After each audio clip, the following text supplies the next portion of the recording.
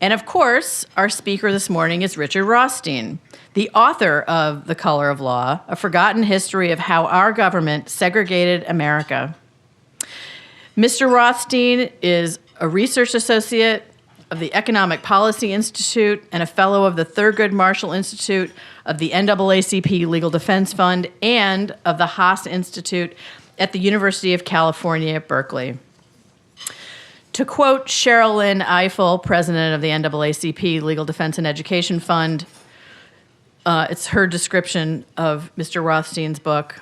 Through meticulous research and powerful human stories, Richard Rothstein reveals a history of racism hiding in plain sight and compels us to confront the consequences of the intentional, decades-long government policy that created a segregated America.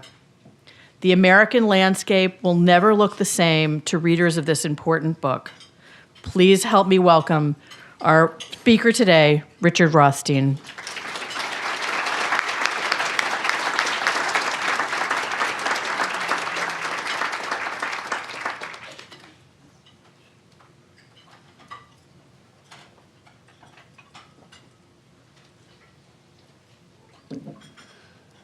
Thank you very much, Pam, and thanks to all of you for coming here to engage in this conversation with me this morning. As you all know, in the 20th century, this country made a resolution to abolish racial segregation. We came to the conclusion that it was wrong, that it was harmful to both African Americans and to whites, that it was immoral, and that it was unconstitutional. We began in the 1930s. The civil rights lawyers began in the 1930s by attacking segregation in law schools because they figured that if judges were too stupid to understand anything else, they might be able to figure out that you couldn't get a good legal education in a segregated law school. And then they went on, building on that precedent, they went on to abolish segregation in colleges and universities. And then in elementary and secondary schools, the Brown versus Board of Education decision, with which you're all familiar, in 1954. And then the civil rights movement grew and pressure grew, and in the 1960s we abolished segregation in everything from buses to lunch counters to water fountains to public accommodations of all kinds. And yet, we've left untouched the biggest segregation of all, and that is that every metropolitan area in this country is residentially segregated. I've lived in many of them. Every one of them had clearly defined neighborhoods where African Americans mostly or entirely lived, and clearly defined neighborhoods where whites mostly or entirely lived. This is uniform across the country. And yet we all accept it as part of the natural environment. It's not that we've tried to desegregate metropolitan areas and failed. We haven't even tried. We think it's ordinary, natural, we accept it. We think it's too bad, but we don't think there's anything we either can or should do about it. We are, as you are, concerned with ongoing future housing discrimination, but undoing the segregation of neighborhoods that exist everywhere today is not something that's on our agenda. And I think the reason for that is fairly, well, perhaps easy to understand. Segregation in neighborhoods is a lot harder to undo than the other segregations I talked about. I mean, if we abolish segregation in water fountains or on buses, the next day you can drink from any water fountain or sit anywhere you want on a bus. But if we were to abolish segregation in neighborhoods, the next day things wouldn't look much different. And so we've adopted a national rationalization, a way of justifying to ourselves that we ignore something that we made a resolution to abolish, racial segregation. We ignore the biggest segregation of all. And that rationalization that we've adopted to justify our inaction in this area has a name, and it's a name that we all use. It's a name that's used by liberals and conservatives, by African Americans and by whites, and that name is de facto. We say we have de facto residential segregation, which is unlike all the other segregations that we abolished in the 20th century, because de facto segregation sort of just happened by accident. The other segregations were required by public policy or by law or by regulation, But this one sort of just evolved. It evolved because, oh, African Americans and whites like to live with each other of the same race. Or private real estate agents or landlords or banks discriminated. Or maybe homeowners wouldn't sell to families of a different race. Or maybe it's just because African Americans, on average, have lower incomes than whites, and therefore it's harder for them to move into middle-class neighborhoods. All of these individual private activities with which government has nothing to do is what created the segregation of metropolitan areas today. And because it was all accidental, it can only be undone accidentally. Of course, we can, as you all are trying to do, we can sort of nibble around at the edges with it by prohibiting ongoing future discrimination. But as we all know, we still have segregated neighborhoods everywhere, despite the passage of the Fair Housing Act and its prohibition on future discrimination. Well, I spent most of the last 30 years, before I started working on this project, studying education policy. And I came to understand that we could never solve the education problems that we have in this country so long as we had segregated schools. So long as we had schools that concentrated children with the most serious social and economic disadvantages in single classrooms and in single schools. A child might be able to get special attention if every child in the classroom didn't have social or economic conditions that translated into lower achievement. But when every child in the classroom has some disadvantage that interferes directly with achievement, the goal of narrowing the achievement gap substantially and solving our major social educational problems is impossible. I spent a lot of time writing about these conditions and showing how they directly translated into lower achievement. And I'm not going to go into a lot of it now. I'll give you one example. We know that African American children in urban areas have asthma at 4 times the rate of middle-class children. And we know that if children have asthma, they're going to come to school drowsy. They're going to, because they've been up at night wheezing, they might be sleepless, they might even be absent more often. And if you have 2 groups of children who are equal in every respect, except one group has a higher rate of asthma than the other, that group is going to have lower average achievement. Of course, some children with asthma are going to achieve at high levels because there's a distribution of outcomes for every human characteristic. But on average, they're going to have lower average achievement. And then when you add up all of the other conditions that depress achievement, whether it's lead poisoning that affects cognitive ability, or the lack of access to high-quality early childhood education, or stress from parental and economic insecurity, or witnessing violence in the neighborhood, any of these conditions all predict lower achievement. And when we concentrate children with those disadvantages, it becomes impossible for a school to succeed in the way we hope it will. Well, we call those schools, as I say, segregated schools. And so I was interested in 2007 in reading a Supreme Court decision that prohibited the school districts of Louisville and Seattle, Louisville, Kentucky, and Seattle, Washington, from implementing a very, very modest school desegregation program to try to deconcentrate the problems I just described. And each school district had a plan that allowed children, and adolescent children in particular, and their parents to choose the school that they would go to. But if the choice was going to further exacerbate racial segregation, that choice would be disfavored in favor of the choice of a child that might help to integrate the school. So if you had a high school that was all white, or almost all white, and there was one place left, and a black and a white child both applied for it, the black child would be given some preference because the child would help to desegregate the school. And the Supreme Court said this was an offense to the Constitution. You could not do anything like this. The Supreme Court, the decision was written by Chief Justice John Roberts, and he said that, well, the school districts in Louisville, Kentucky, and Seattle, Washington are segregated because the neighborhoods in which they're located are segregated. Well, I agreed with that. I thought that was a wise observation on the part of the Chief Justice.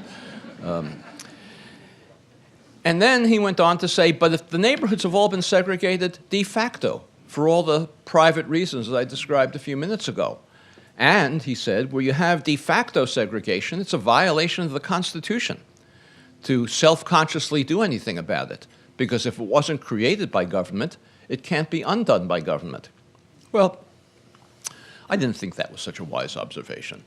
And I remembered reading a case from Louisville, Kentucky, one of the two districts that was involved in this Supreme Court decision. It took place a number of years before, in the mid-20th century, and it involved a suburb of Louisville, Kentucky called Shively, where a white homeowner lived in a single-family home, good middle-class suburb.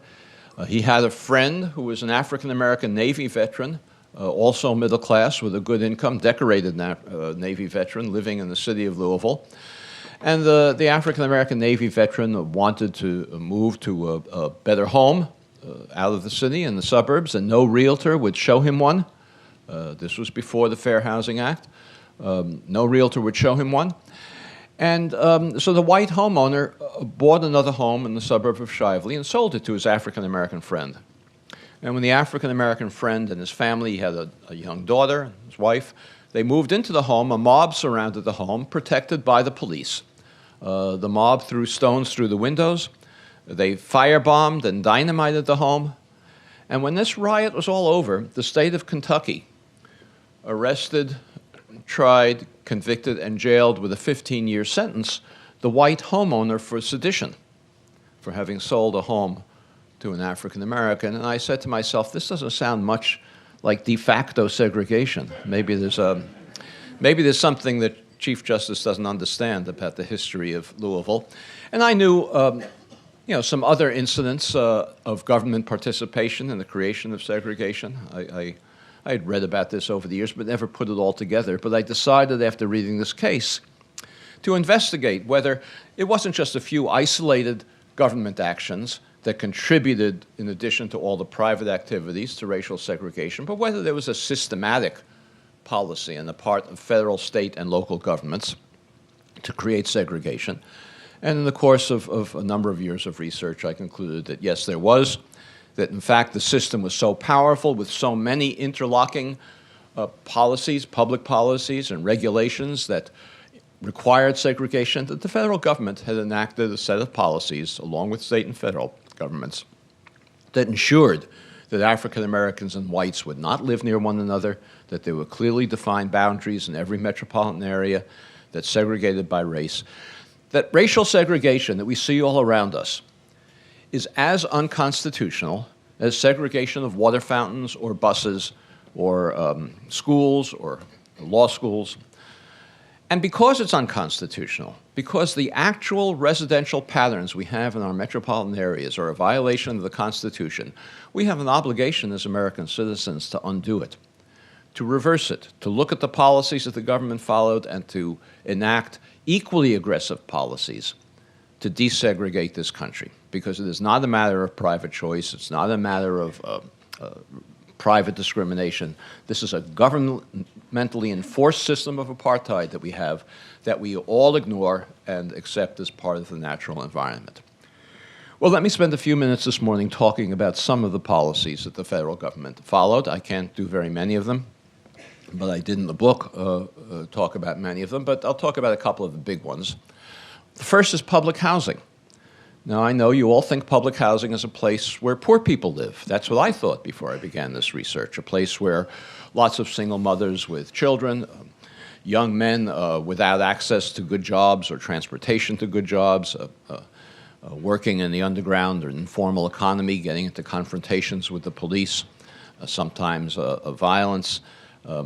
That's not how public housing began in this country. Public housing began in this country during the New Deal, during the Franklin Roosevelt administration and the Depression, as a program for working class families who had jobs, who could afford to pay the full cost of housing in their rent, but for whom there was no housing available in the Depression.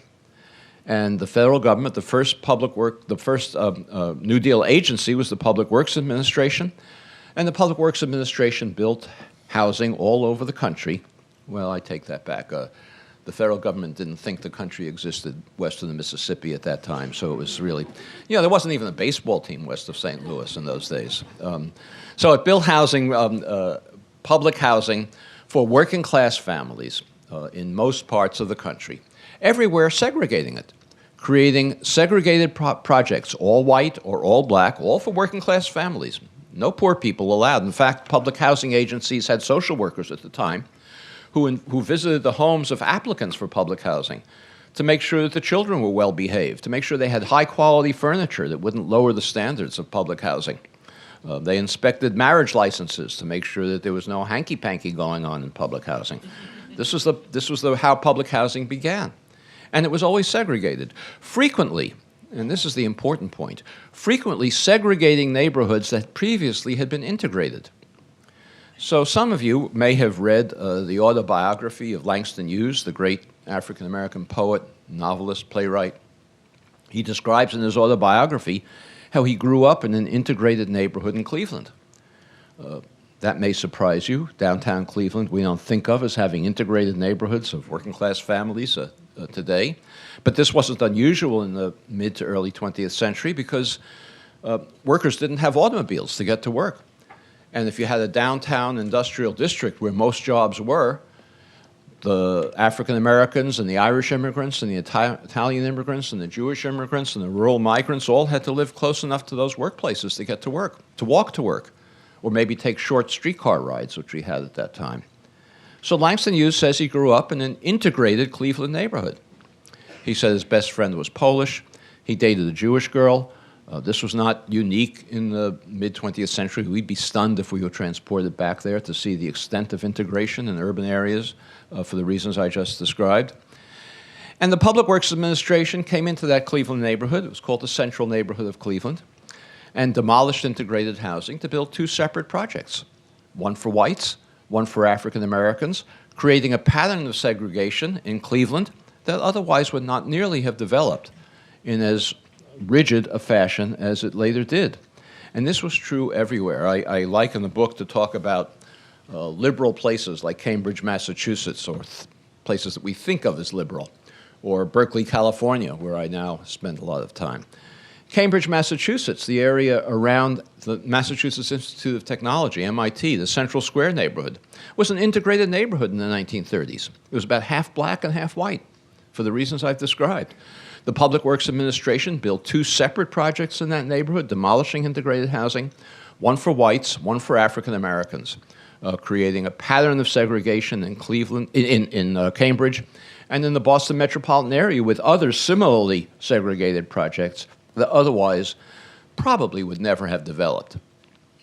During World War II, federal policy was even more aggressive in this respect.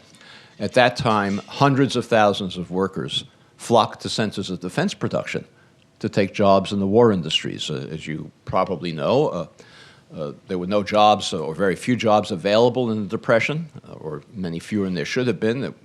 Full employment only came about as a result of the World War II and the production of the ships and the tanks and the airplanes and the jeeps.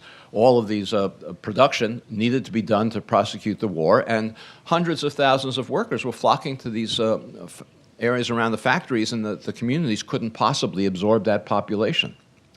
So I describe in my book a community, a suburb of Berkeley, called Richmond. Richmond, California was a deep water port. There was no shipbuilding there before World War II, but the Kaiser shipyards built 5 shipyards in Richmond, just north of Berkeley. By the end of the war, they were employing 100,000 workers. They wouldn't hire African Americans at the beginning, but when the supply of white workers ran out, and they still were required to meet the government orders for ships, they had to hire African Americans. They sent recruiters to the South to get African Americans to move to Northern California to take jobs in these industries. Richmond, California was a tiny community at the time, about 20,000 people, all white. There were very few African Americans living on the West Coast before World War II. 100,000 workers employed in the shipyards. If you count their families, probably an influx of 400,000 population. I don't know how a community grows from 20,000 to 400,000 in just 4 years. The government had to build housing for these workers. They were sleeping in open fields. And it built segregated housing in an area of the country that had never known racial segregation before. because there was a very small African-American population there. It built housing for the African-American workers along the railroad tracks and in the industrial area near the shipyards, temporary housing, because the city of Richmond announced that any African-Americans who came to the community to take jobs during the war in the war industries would have to leave the community at the end of the war. And it built permanent housing for white workers in the more residential areas where white families had been living. And this was done all over the country, everywhere. The war industries hired both blacks and whites, and they were always segregated in housing built by the government, frequently creating segregation, as in Richmond, where it never previously existed, or reinforcing segregation to ensure that the pattern became more rigid.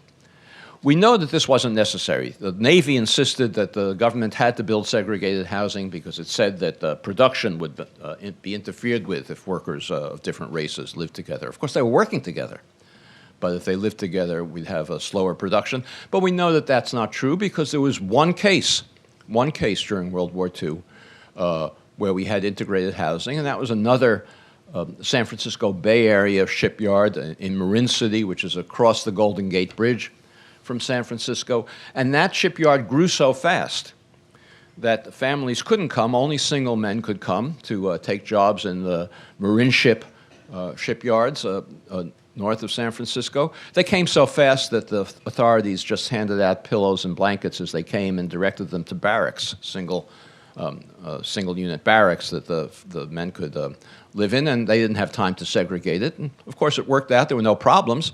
And so when the families arrived and they built family housing for the war workers, they integrated that as well. And so we know it was possible. It worked smoothly. It was the only, so far as I know, it was the only integrated project in the entire country that the federal government built during the war for war workers. After World War II, there was still an enormous housing shortage. And not only had no housing been built in the Depression, but during World War II, it was prohibited to use construction materials for civilian purposes. Only housing for workers in war industries were permitted.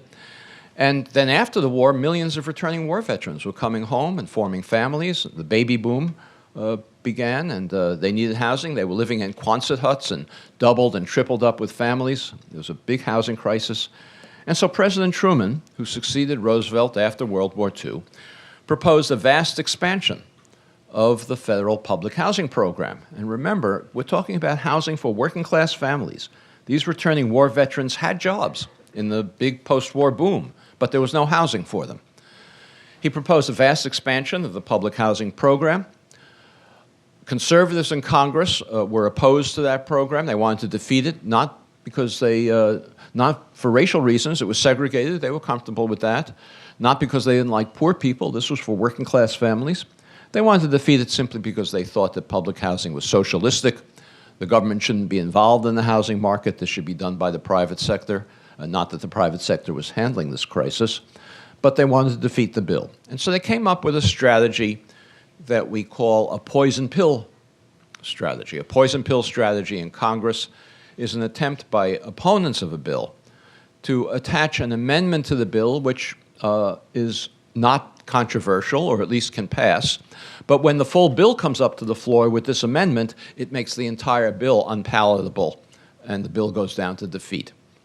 So conservatives in Congress, led by, well, we're in Michigan, so you're not too far away. Perhaps you remember the leading conservative in Congress at the time, Senator Robert Taft of Ohio, proposed an amendment to the National Housing Act. From now on, the amendment said, all public housing has to be integrated. No more segregation in public housing, no more discrimination, no more racial discrimination in public housing. It was, of course, a cynical proposal. He wanted to defeat public housing altogether. But he figured that he would get all his fellow conservatives to vote for this integration amendment. He would be joined by Northern liberals. That would create a majority, and the amendment would pass. And then when the full bill came up before Congress, Southern Democrats, who would have supported public housing if it was integrated, would vote against it. The conservatives would flip, and they would also vote against it, and the bill would go down to defeat. So Northern liberals in 1949 campaigned against the integration amendment. I mean, you can tell 1949 isn't so long ago to me. It's only yesterday. And the Northern Liberals, led by Hubert Humphrey, you know that name, the leading civil rights advocate in the United States Senate. He made his name a national reputation by insisting on the civil rights platform in the Democratic Party platform in the previous year in the presidential election. But he led a campaign against the Integration Amendment. He persuaded Northern Liberals to vote against the Integration Amendment. The Integration Amendment was then defeated by a coalition of Northern Liberal Democrats and Southern Segregationist Democrats. The full bill came up before Congress as an ongoing segregated program. It passed with the votes of both Southern Democrats and Northern Democrats who wanted public housing, even if it was, well, the Southern Democrats because it was segregated, and Northern Democrats even if it was segregated. And so the 1949 Housing Act was adopted with a vast expansion of public housing as an ongoing segregated program. And the federal government used the vote on that segregation amendment, that anti-integration vote, used that vote as its justification for segregating all federal housing programs, not just public housing, for the next 15 years. Well, all of the giant projects that we have now become familiar with, or were at least a couple of decades ago, were built under the 1949 Housing Act. In Chicago, the Robert Taylor homes, or you've heard of those, or Cabrini Green, a new book has just come out about the Cabrini Green projects, which is worth reading. Or in St. Louis, the Pruitt-Igoe projects. It was, of course, two projects. The Pruitt projects were for African Americans. The Igoe projects were for whites. And I want to emphasize, and it's obvious, but I want to say again, this is not because, you know, the African Americans happened to apply to the Pruitt project, and whites happened to apply to the Igoe project because they like to live with each other of the same race. These were explicitly designated projects by race. The subtitle of my book is A Forgotten History of How Our Government Segregated America. This was no secret in the mid-20th century. It's not as though this was a hidden history. It was well known. We've all wiped it from our memories, as I said earlier, to rationalize our unwillingness and inability to confront it.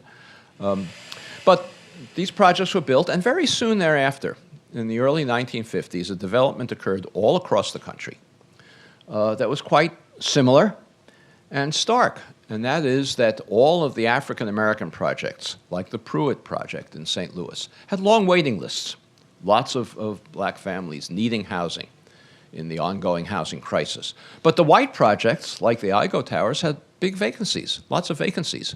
Everywhere in the country there were large vacancies in white projects and long waiting lists for black projects.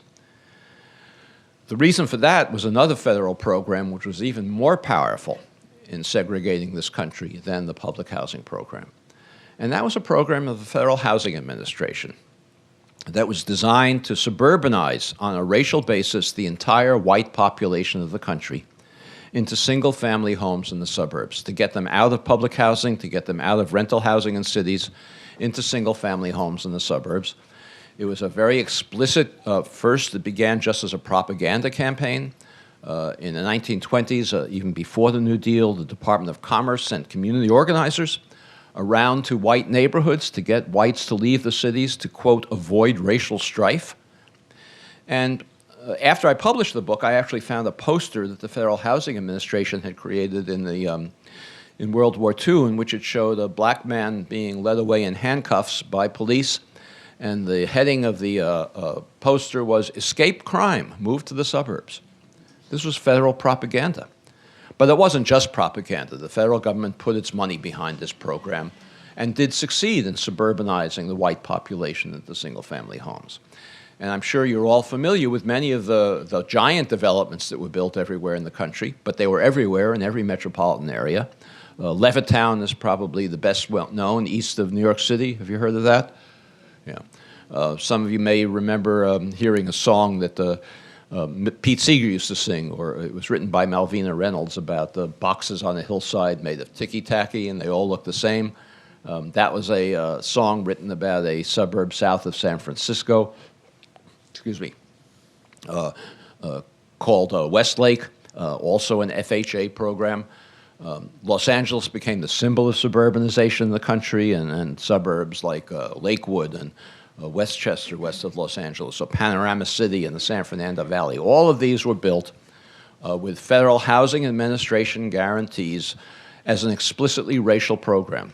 Because a developer, Levittown, for example, a developer like Levitt could never have assembled the capital to build 17,000 homes. That's how big it was, 17,000 homes in one place. Where does a private developer get that kind of capital? He couldn't. The only way he could do it, and this was true of all of the other developers and hundreds of these developments across the country, was by going to the Federal Housing Administration, submitting his plans for the development, his dreams for the development, the architectural design he was going to use, the materials he was going to use, the layout of the streets, and an FHA required commitment that no homes be sold to African Americans, that it be an all-white suburb, and if he made that commitment, the Federal Housing Administration would guarantee his bank loans to build this 17,000 unit development. This was not the action of rogue bureaucrats who asked him to make an informal commitment. This was written in the federal policy manual. This was this was not de facto segregation. The federal underwriting manual, which went to appraisers everywhere in the country, whose job it was to approve applications of people like Levitt and these other developers for these suburbs, the underwriting manual specified that suburbs could only be built for the same racial class, and not that they were being built for the other racial class. But that was a specification in the underwriting manual. The underwriting manual also said that a suburb couldn't be built close to an African-American neighborhood because it would run the risk of, quote, infiltration by incompatible racial elements. This was federal policy. There was one developer in Detroit, actually, who wanted to build a project for whites only. It was too close to an African-American neighborhood. And so the FHA wouldn't approve it because of this danger of infiltration of incompatible racial elements, unless the developer built a 6-foot-high, half-mile-long wall, concrete wall, separating his development from the African-American neighborhood. And in my book, I have a picture of that wall in Detroit. So this was federal policy, and as a result, almost the entire white working-class population was suburbanized into single-family homes in all-white suburbs, and African Americans were prohibited from participating in this program. It was not meant for middle-class families. It was meant for working-class families. The homes were very, very inexpensive and small, modest homes, 750 square feet. They sold at that time for $8,000 or $9,000 apiece. In today's money, inflation-adjusted, that's about $100,000. Any working-class family can afford to buy a home for $100,000 with an FHA or VA mortgage that required no down payment. My uncle was a returning war veteran. He bought a home in Levittown.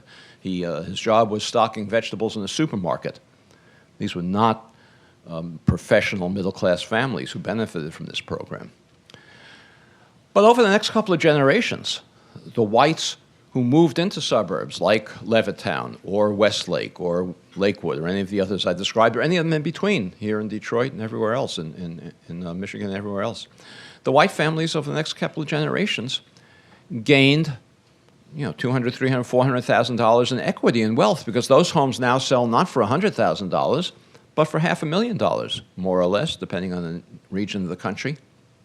The white working class families who became middle class as a result of this program used that wealth to send their children to college. They used it to take care of emergencies. If you have wealth and you lose a job temporarily, you can weather that emergency. If you don't have wealth, you can't.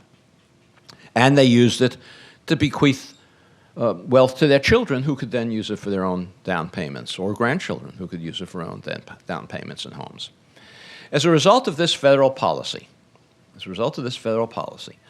on average today, African American incomes in this country are about 60%, 60% of white incomes. There's still a big gap, and in my book I describe some of the reasons for that gap, which also have to do with federal policy, but it's a 60% ratio. African American wealth is 10% of white wealth. And that enormous disparity between a 60% income ratio and a 10% wealth ratio is entirely attributable to unconstitutional federal housing policy that was practiced in the mid-20th century and that has never been remedied. Never been remedied. The Fair Housing Act, of course, which you're all involved with, it's prohibited future discrimination, passed in 1968. We're coming up on the 50th anniversary.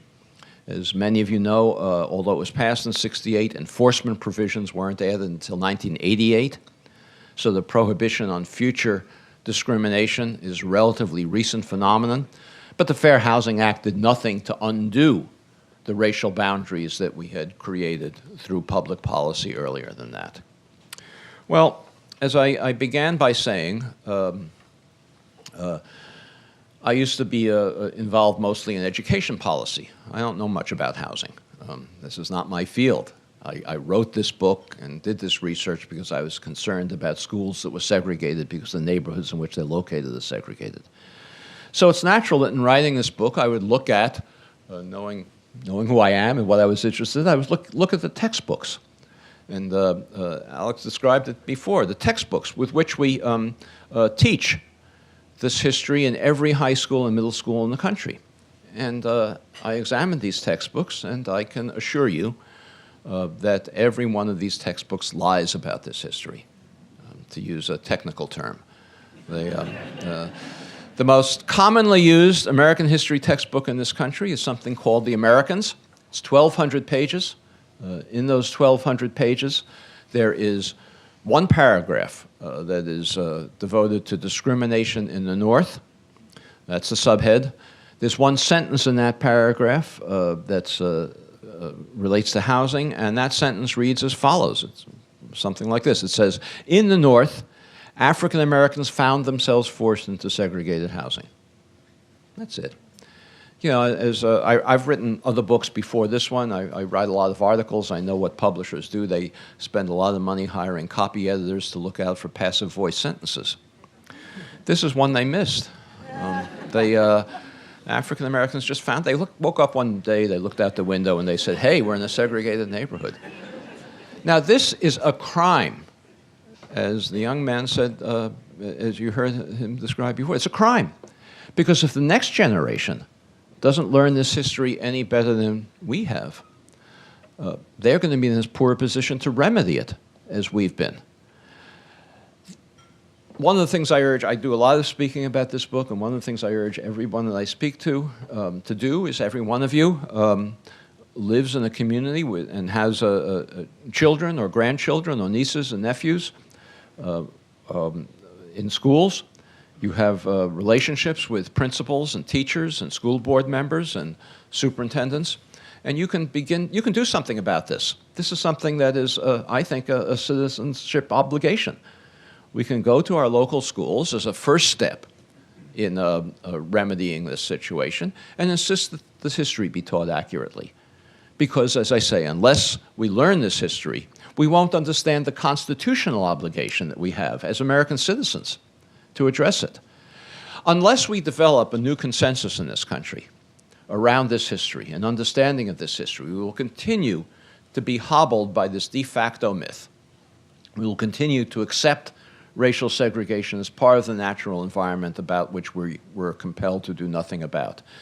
So a public education campaign around this kind of history is essential. It's not alone going to be enough. We need a new civil rights movement around the issue of residential segregation in the same way we had civil rights movements in the mid-20th century about school segregation and water fountain segregation and bus segregation. But the understanding is a first step. There are many, many policies that we could follow, and I don't really have time to talk about them this morning, but there are many policies we could follow that are much, much more aggressive than your charge of monitoring future discrimination, ongoing discrimination. There are many policies that we could follow that could undo this in a fairly rapid way. But they're politically all unfeasible at this point. So we need to build political support for them. I'll take some questions and we'll have some discussion, and I can go into some of these policies if you want, but the main thing is to relearn this history, because unless we build a consensus around our constitutional obligation, we're going to be frustrated in our ability to undo it. So thank you for your attention, and I guess we're going to have questions, questions and comments at this point.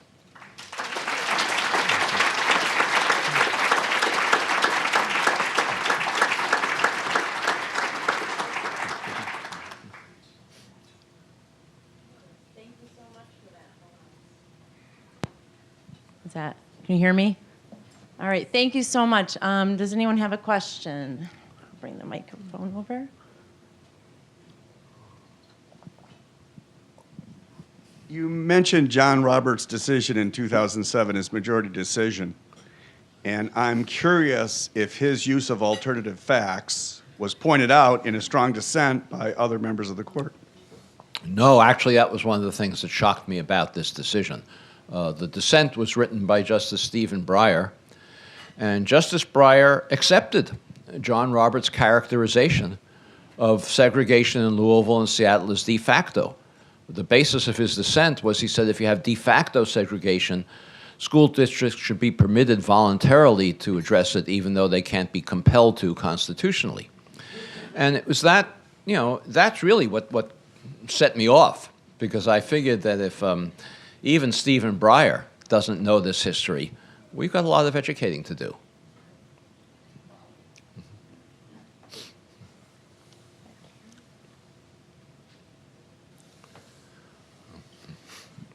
Thank you very much for your excellent book. It is a marvelous exposition of how we got to be such a residentially segregated society.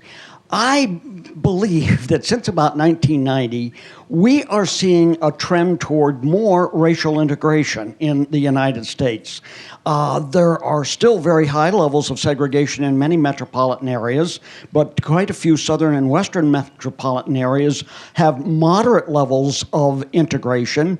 Detroit was the quintessential American apartheid metropolis, and in 1970, you could almost count the number of African Americans living in the suburbs, except for a few suburban black pockets, with your two hands. Things have changed. The census will be taken 2 years from Sunday, and it is likely to show the African American population in the Detroit suburbs is greater than in the central city of Detroit. I wonder if you would comment about what policies could accelerate this trend towards slight and in some places substantial declines in African American white segregation. And it runs into the problem that you have mentioned, namely much more economic inequality, and in particular an increasing black-white gap in the assets that would ordinarily be used to buy a house for a person. Thank you. Thank you. Much of the integration, you're absolutely right that we do have more integration than we had at one time. The Fair Housing Act has had some effect. To take the example I gave before, in Levittown and places like that, Levittown is now 2% African American. But it's in a broader community, it's 15% African American. So there's a long way to go until we open that up. Much of the integration that we see these days is transitional.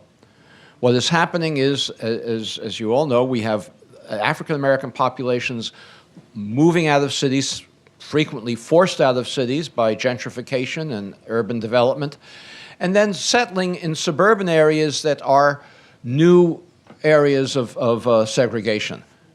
African Americans are living in suburbs, but they're not living evenly distributed throughout the suburbs. They're living in new suburbs where they tend to be concentrated. And after the riots in Ferguson, people ask me, how did Ferguson get to be an African American community? It's a suburb. We thought African Americans lived in cities. And Ferguson happened because it became mostly African American for the same reason that many suburbs are becoming African American today. We had gentrification in the 1970s and 80s. We had a different name for it. We called it urban renewal. And as the city of St. Louis began to demolish the African American neighborhoods in the inner city, they built half of that McDonald's sign to show where the West began. That was an African American neighborhood. They built lots of hospitals and universities there. And the suburbs were mostly closed to African Americans. There was one suburb and a couple of others around it that where landlords would rent to African Americans, and that was Ferguson and Jennings and another couple of small places. So the African American population in St. Louis became suburbanized, but not integrated. After the Ferguson riots, we have, as you all know, I'm not telling you anything, we have a Section 8 program, a housing choice voucher program that provides a subsidy to lower income families, and it's almost all used by minorities, to enable them to rent apartments. Throughout most of the country, the one exception to the Fair Housing Act is landlords are permitted to discriminate against Section 8 voucher holders, so that they don't have to say, oh, we're not renting to you because you're black. They can only say, we're not renting to you because we don't like where your money comes from. And so the city of St. Louis passed an ordinance after the Ferguson riots as part of its response, prohibiting that kind of discrimination within the city of St. Louis. But because local housing agencies their jurisdiction is narrow, it didn't affect the suburbs. So it had very little effect, because the place where African Americans were excluded in St. Louis is in St. Louis County, not in the city itself. So one important reform we could enact is to prevent the Section 8 voucher program and the other program that we run for low-income families, which is the low-income housing tax credit, which is a tax credit that's given to developers to build housing for low-income families, prohibit them from reinforcing segregation, whether in suburban segregation or urban segregation, because both of those programs reinforce segregation. A Section 8 voucher family today is more likely to live in a segregated neighborhood than an equally low-income family without a Section 8 voucher, because both the Section 8 voucher program and the low-income housing tax credit program are designed in a way that they reinforce segregation. So those are two things that I mentioned before that we could easily do to begin to redress this situation. You mentioned the big wealth gap as an impediment. It certainly is. But, you know, if we were serious, and I'm not suggesting that any time in the near future this is politically realistic. It's going to take a while to get to that point, and I hope we will. But if we were serious about redressing the segregation that I talked about, homes in places like Levittown or Lakewood, which sold for $100,000 60 years ago and now sell for $500,000, the federal government. I mentioned that Levittown is now 2% African American, and a broader community is 15%. Well, the federal government should buy up the next homes that come up for sale in Levittown, up to 15% of the total in that community, for $500,000 or whatever the market rate is, and resell them to African Americans who are qualified for that kind of mortgage for $100,000. That would be a narrowly targeted remedy for a very specific constitutional violation. And if this history is understood, the courts would have to approve it because it's so narrowly targeted.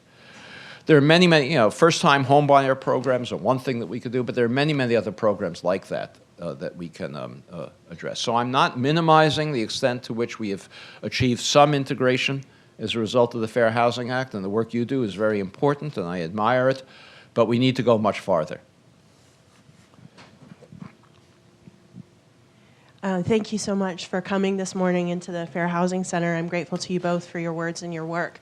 I'm interested in understanding that your background is in education and education policy, the extent to which you think that this is a problem of the U.S. government subsidizing single-family home ownership, and whether this problem would be addressed, given the policies that we have in place, like fair housing policy, if we moved away from that entirely. Well, I don't know entirely, but we certainly, because of these historic policies I talk about, we did and we continue to subsidize single-family home ownership in a way that perpetuates the segregation that I've described. You know, the biggest, I mentioned the two programs that the federal government now uses to help lower-income families find rental housing. But the biggest federal housing program in this country today is a subsidy for single-family homeowners. It's the mortgage interest deduction. And That makes single-family home ownership much more affordable than it should be. It makes it more competitive against rental housing than it should be. And one of the things I propose in my book is that the federal government should withhold the mortgage interest deduction from suburbs that are segregated until they take steps to desegregate. Maybe put the mortgage interest deductions of families in those suburbs in escrow until desegregation policies are implemented.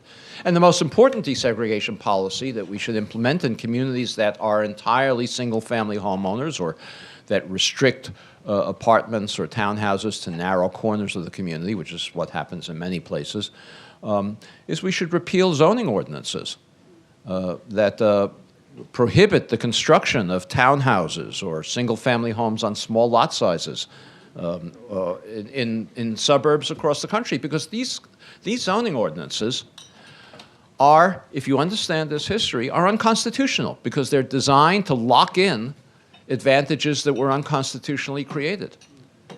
So we should prohibit those kinds of zoning ordinances. That would make rental housing more competitive with single-family home ownership, and I agree with you completely. It's a wrong priority. It's also environmentally disastrous to have this priority in this country, and other industrialized countries don't have it, don't have this priority. I don't know who was first, so let's go to this.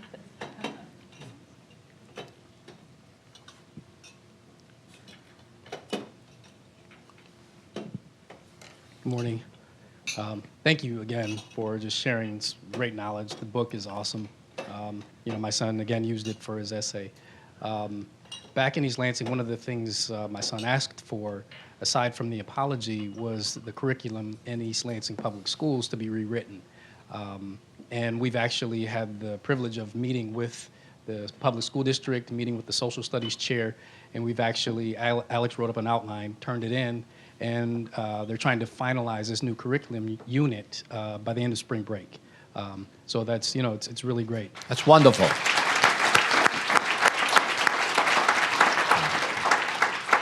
My question is, how do, and we've kind of seen nationally, Generation Z, really step to the forefront in terms of leadership and changing things. How do you spread this type of message? What are your recommendations for someone, say, like my son or someone like him who has, a passion or a burden for this type of thing? How do they, pass that message and sort of encapsulate what you've, brought to the forefront and share that? Well, your son is doing it, and he should be making suggestions to me rather than the other way around.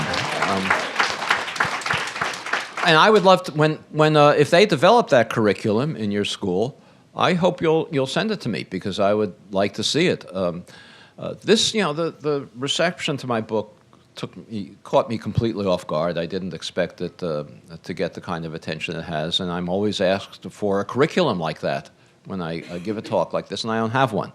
I've been talking to a group called Facing History, which you may be familiar with, which says it's going to develop one, but it's taking time.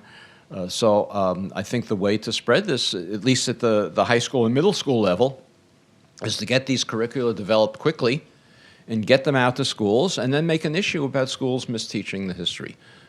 There's a group called the Zinn Education Project, ZINN Education Project, which you can find online, which has some materials like this. As I say, Facing History is another group that I expect to have materials like this soon. And I think more people need to do what you're doing. And I guess you're in the East Lansing School District, is that right? Yeah, well, I'm sure that here in this room there are many other school districts that are represented. And the same thing needs to be done, and I'm sure you'll be willing to share that curriculum with other people here through the Fair Housing Center, perhaps, so it can go more broadly. I think we have time for a few more questions.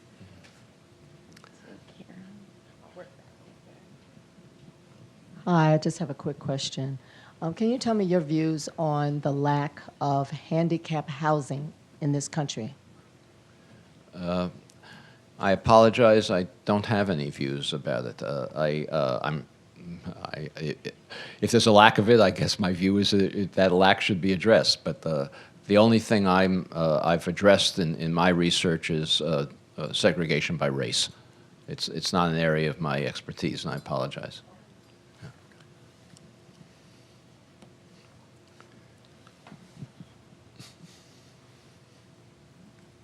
Thank you for being here and for your terrific work. I wonder if you've gotten any indication that Chief Justice Roberts has read your book or any of the other justices? Well, I don't care. I really don't. No, I'm serious. I'm serious. And I think it's misleading to worry about it.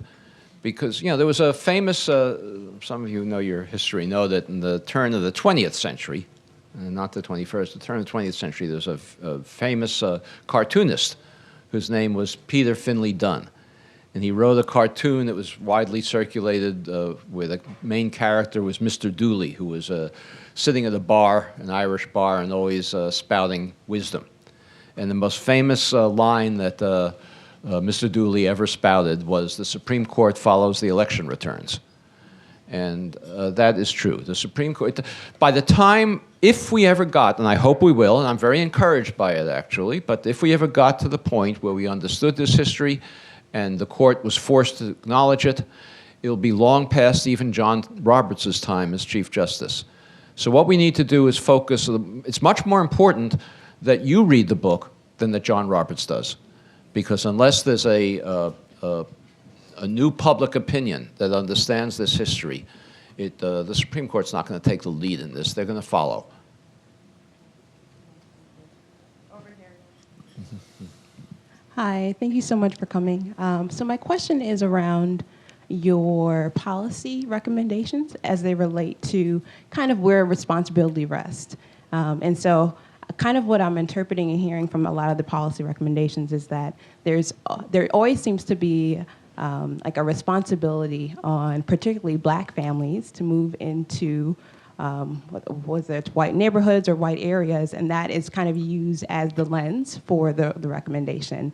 And I too have studied education history and education reform, and I think that's the pattern that you see there too. Like when you're talking about desegregation, when you're talking about kind of the policy moves that can be made or are made around what happens, that's is where we get busing, we get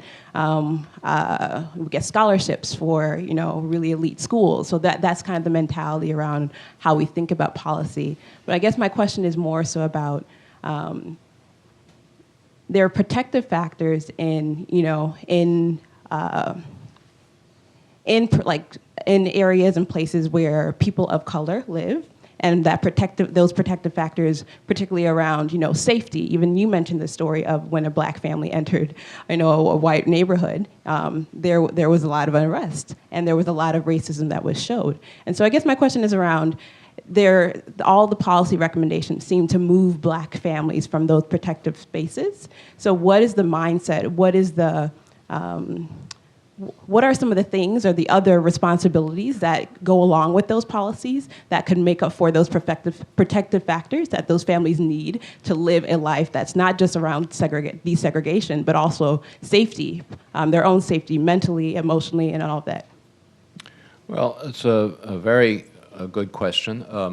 For the last 60 years, ever since the Model Cities program in the 1960s, policymakers have debated whether they should focus on integration programs, not which move African Americans out of Black neighborhoods, but which give them the opportunity to do so if they choose to do so, or programs which the word now is revitalize African American neighborhoods.